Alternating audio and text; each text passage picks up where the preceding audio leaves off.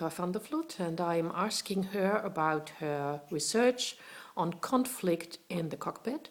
And I would like to understand a little bit more about the research and what we can learn from how pilots manage conflicts in this area to what is special about it and why did you research especially on that? Give me a short idea. Okay.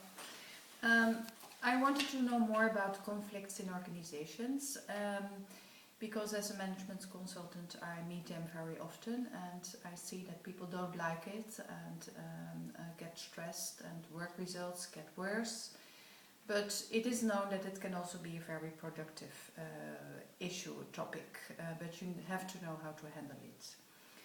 I started in a hospital and there I analyzed cases and almost all cases ended in the departure of a person from the hospital, so apparently they didn't manage the conflicts in the way I was looking for, and that's why I changed my research and focused it on the cockpits of the aircraft, because my assumption was that pilots have to solve it on the fly to arrive home safely.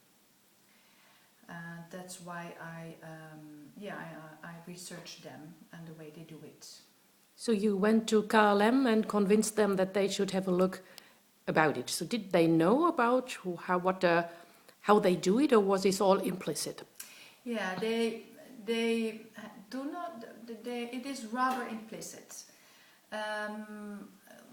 Conflict handling is a very small part of their training, but they told me we do a lot of things to fly safely, and we learn all kinds of things to have good interactions, and this helps us also in solving conflicts.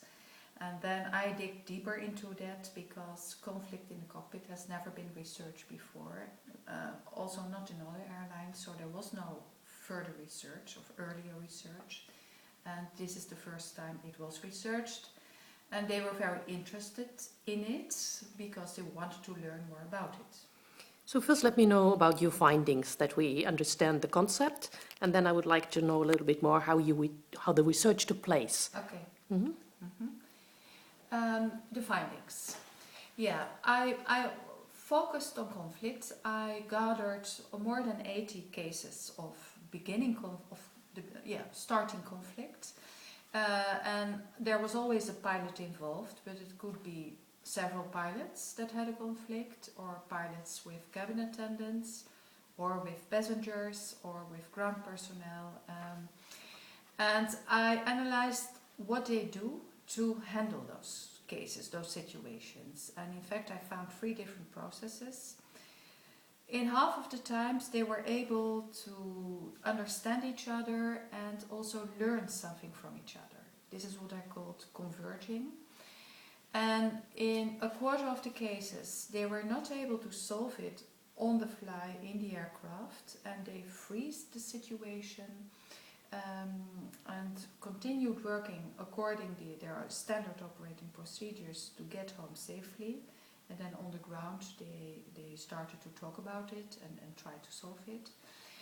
And in 1/4 of the cases there was escalation. Escalation never happened in the cockpit or in the aircraft itself, but it could happen on the ground.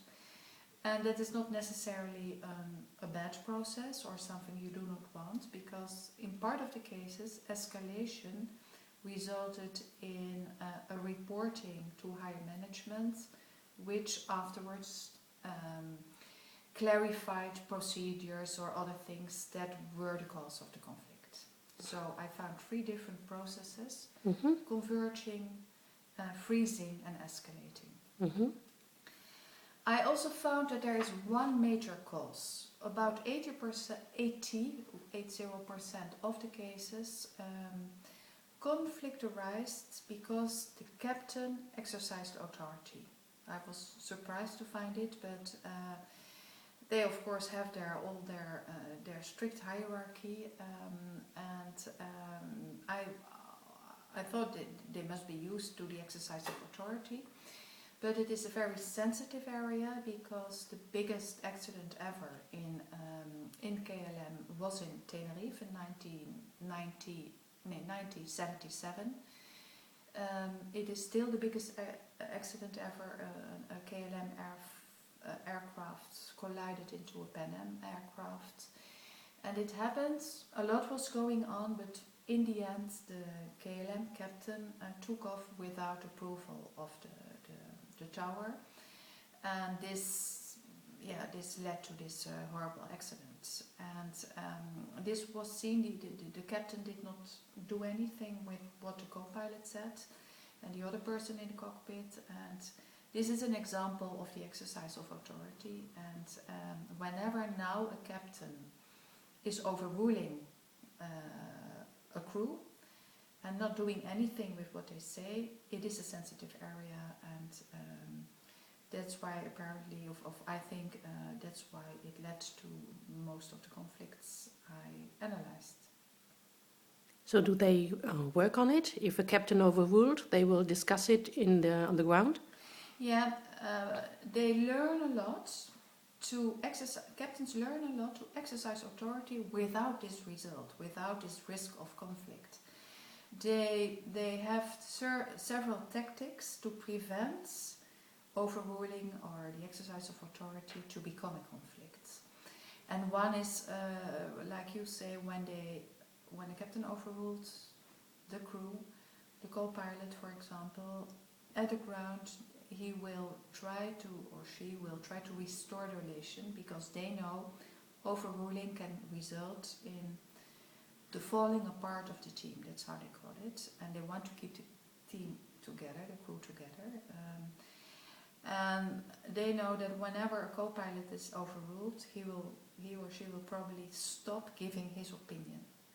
And that's very dangerous because everybody makes mistakes, including the captain. So the captain will try to restore the relation when they are on the ground